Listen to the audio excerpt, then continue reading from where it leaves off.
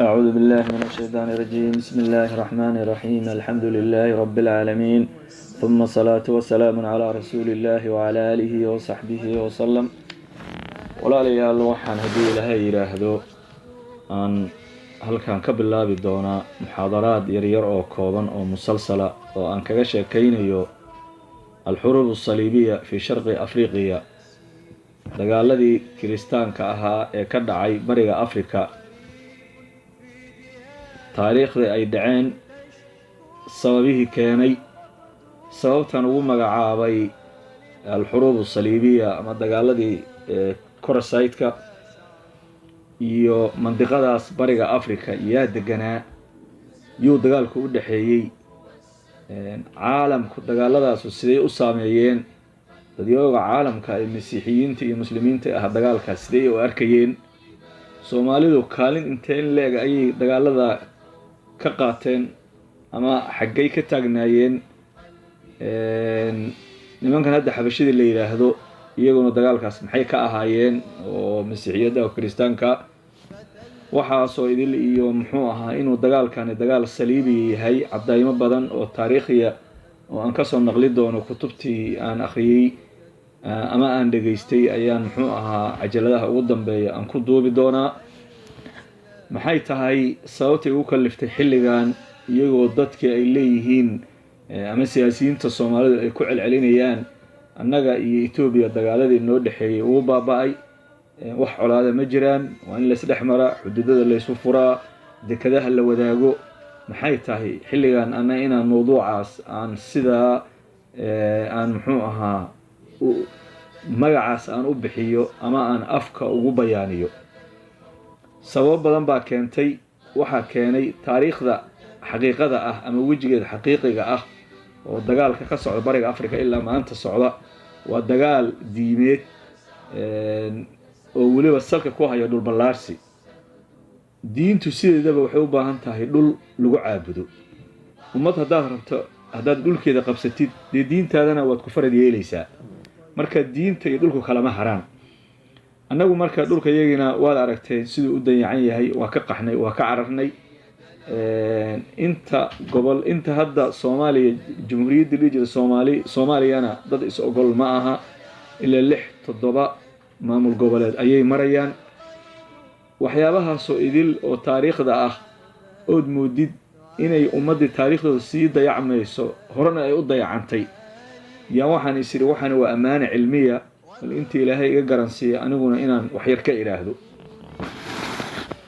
nimanka reer galbeedka markay manhaju tacliim ay qabsadeen oo ay saydareeyeen dadkii muslimiinta ah iskuuladoodii waxbarashadoodii, ayay ubadkeennii iyo dadkii annaga naga horreeyey iyo haddaba ay taariikhdii been ka sheegeen oo ay sariiqatu taariikh sameeyeen, taariikhdii inay siday tahay ama musayif inay ay been ka sheegeen.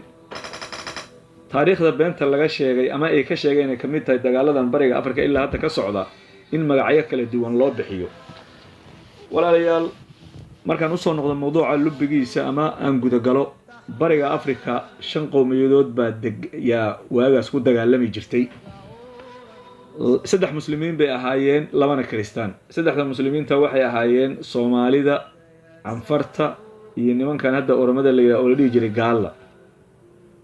kuwa kalena waxay ahaayeen Xabashi iyo Tigray. dagaalku 5 qowmiyadood ayuu u dhaxeeyay. dhulkan muslimiinta ay 3da qole ay degaan 7 imaaradood baa ka dhisnaa oo imaaratu Harar iyo Zaylac ay kamid ahayd. Soomaaliduna ay ku badnaayeen oo ay xoog madax uga noqdeen, oo ilaa Axmed Gurey taariikhda ku arki doonto in imaaradaha Soomaalidu u badnaayeen.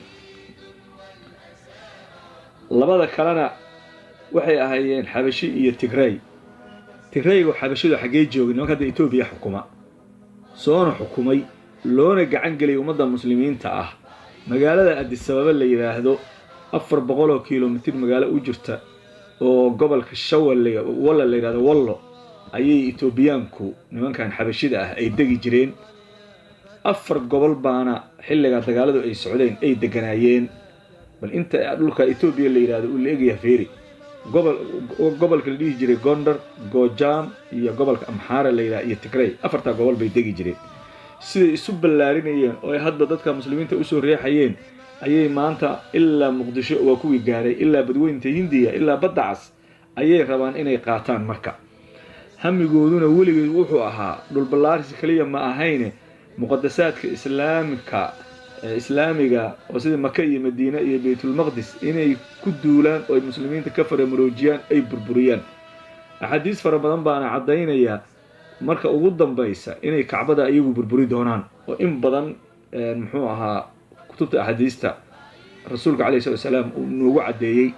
hadda koorna aan muxaadaro aan ku bayaanay arrintaas aan kaga sheekaynayo. akhwaani, marka taariikhdu qiimay leedahay, waxayna qiimo u leedahay ninkii yaqaana waxa uu yahay. qofku hadduu gara waayo shakhsiyadiisa iyo dadnimadiisa ama ay muxuu ahaa uu naftiisa ku kalsoonaan waayo, taariikhdiisana ku kalsoonaan maayo. annaga aabbayaasheen ayaa halgan dheer oo laga soo bilaabo 1270kii sida la sheegay markii dagaalku mandiqada uu ka qarxay, waa qarnigii 12aad dhammaadkiisii ilaa maanta dagaalada annaga iyo nimanka Etoobiyaanka la yiraahdo ama Xabashi ku magacaaw kalama uusan joogsan. qaar waa annaga ka taariikhin waatan taariikh ahaan baan u akhrinay, maantana annaga bada xaadir oo waqtigan xaadirka annaga joogna. mustaqbalkana hadda kulli waxa hadda jooga mustaqbalkana unbay inta badan ahaan doontaa. marka waxa weeye xilligii dagaaladii Axmed Gurey qarnigii wuxuu ahaa 15aad. xilligaas Axmed Gurey waxaa dilay oo dagaal la galay nimankii Portugiiska ahaa. Axmed Gurey kadib taariikhdu muddo soo socotay. Soomaaliduna markaas ama dadka muslimiinta Harar baa caasimadooda ahayd. waxaa yimid ninka la dhihi jiray Minilig waxaa taageeray oo hub iyo dhaqaale siiyey oo xoogna muxuu u taageeray ninka la dhihi jiray Ingiriiska, Faransiiska, Talyaaniga iyo Germany. Ingiriiska, Faransiisku markaa dawladaha adduunka ugu waaweyn, waliba Ingiriisku dawladii markaa adduunka ugu weyneed ayuu ahaa. Harar baa lagu dhiirigeliyay inuu qabsado, uu qabsaday. markii Minilig xukunka uu ka degay waxaa ku xigay Hayle Selassie xilligiisana waxaa dawladda Ethiopia gacanta ku hayay dhaqaale ahaan iyo si walba. Mareykanka Mengistu markuu la wareegay ee uu shuuciyada qaatana Ruushku Orthodox buu ahaa, isaga gacanta ku hayay. Ruushka kadibna markii xukunka Tigraygu ay la wareegeen 1991dii Mareykanka ayaa wadanka gacanta ku qabtay oo Tigrayga u gacan geliyay. Tigrayga marka hadda xukunkii ay muddo 30 sano hayeen waatii lagala wareegay oo Abiy Ahmed la keenay, isagana Mareykan baa keenay. nimankan marka Etoobiyaanka ah waxay reer galbeedka weligood taariikhiyan ku beer la xusay jireen masiixiyad waxaan nahay muslimiin dhinac walba ay ka xigaan ama jasiirad ku dhex taala badweyn muslimiin ah. mar walba waxaan cajaladaha soo socda ku bayaanin doonaa haddii Ilaahay yiraahdo xiriirkii iyaga iyo saliibiyadii muxuu ahaa dagaaladii saliibiga ahaa ee ardu Shaam ka socday dhulka Shaam oo Baytul Maqdis iyo xiriirkii ka dhaxeeyay boqorada ay la xiriiri jireen. boqoradaas oo ay ahaayeen oo ay si gaar ah u la xiriireen boqorkii Qubrus, dawladii Byzantiya, al-Masiixiyya sharqiya la dhihi jiray, Kiristadii bari, Roomaanka, nimanka la dhihi jiray muxuu ahaa Isbaanishka, Portugiiska oo markaa dawlado waaweyn xoog la ahaa. ilaa maantana Mareykan ayaa sidaa aragtay gacanta ugu haya. nasiib darrada annaga nagu dhacda waxay tahay dagaalada ayaga annaga xil inta badan dhex marayay wuxuu ku soo aadayay xilli dadka muslimiinta waliba carabta ah ay aad u baaba'san yihiin oo inta badan duwaylaad ay yihiin iyo annagii oo aan ummad midaysan ahayn oo kala tafaraaruqsan. xilligaa ay Harar qabsanayeen dhulkaas muslimiinta ah ama dagaaladaas ay ka socdeen, muslimiintu weligood hal dawlad ama hal boqor ma aysan yeelan. waa wax mashaakila, waa arrin mashaakila. 6, 7, 8 mamaalik ayay ahaayeen oo laga yaabo qaarkood inay colaada isu qabaan, dagaalada isku fiirsadaan oo iyadoo mid marka ay xabashidu soo weerarto imaaraadkaas mid kamida waxaa dhacaysay kuwa kale inaysan u gurman oo aysan muxuu ahaa aysan taagin sida hadda maantaba dhacday marka qayb kamida Itoobiyaanku dhulka Soomaalidu ay baabi'inayeen gobollo badan oo Soomaaliya daawanaya oo muxuu ahaa oo aanan dan ka lahayn oo markaas ay xataa ka hadlayaan ay lahaayeen dagaalku meel hiblaayo iyo mataqaana halkaas uu ka socdaa marka waxa weeye iyaguna waxay ahaayeen hal dawladood oo midaysan oo wax alla waxay hayeen xuduud ah waxay isugu geeyeen sida islaamka u baabi'i lahaayeen xaqiiqatan marka dagaalkii 800 sano socday miisaanku xaggooda ayuu u leecay annaga